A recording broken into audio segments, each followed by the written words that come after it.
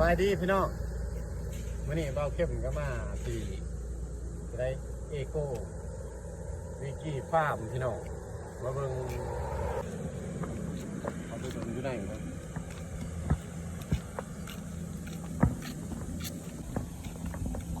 อยู่ไหนครับ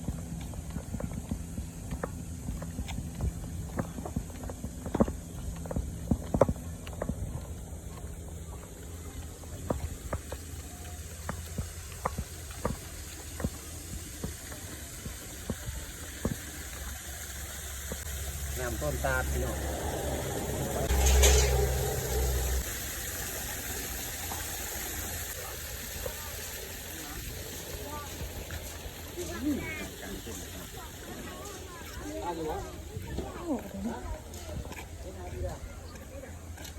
นี่ก็เป็นโซนทางเขาพี่น้อง